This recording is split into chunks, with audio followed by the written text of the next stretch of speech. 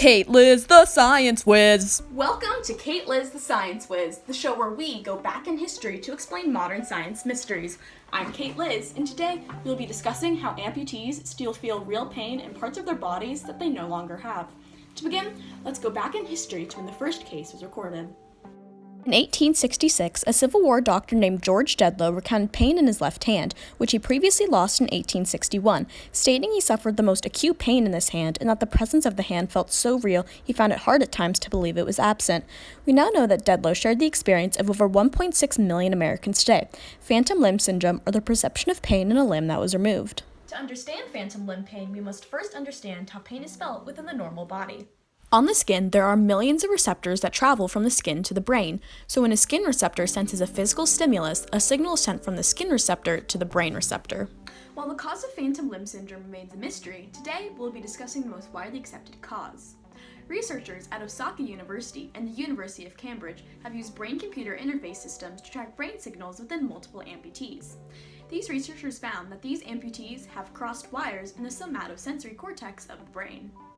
Every part of the body has a designated area of receptors in the somatosensory cortex, an area of the brain with a seemingly complicated name that we can break down to better understand. Som means body, and sense means to touch, so we can infer that the somatosensory cortex is a place in the brain that controls the physical senses of a particular body part. Since the somatosensory cortex is so complex, researchers have created a map to better understand it. This map shows where each body part's receptors are located within this cortex. Each receptor is very sensitive and designated to only one body part. So for example, one receptor cannot go to both the tongue and the shoulder. As you can see on this map, the receptors for the hand are right next to the receptors for the face. For the purpose of this video, we will be using an example of a person with a hand amputation just like Dedlow. Even though this hand is removed, the brain does not know it happened right when the patient comes out of surgery, so the brain still thinks that there is a hand and therefore still has the hand receptors in the brain.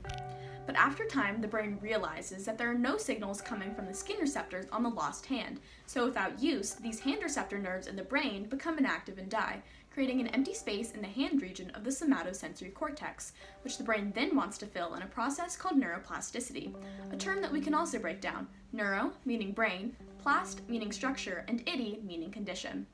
And because the face receptor nerves are right next to the hand nerves, the face nerves will gradually grow into what used to be the hand region of the somatosensory cortex. Which illustrates the idea that the nerves in the brain are like the crossed wires found by researchers. So when any of the skin receptors on the face are stimulated, an amputee may feel a sharp pain where their hand used to be, thus creating phantom limb syndrome. Thank you for joining me on Kate Liz the Science Whiz. See you next time!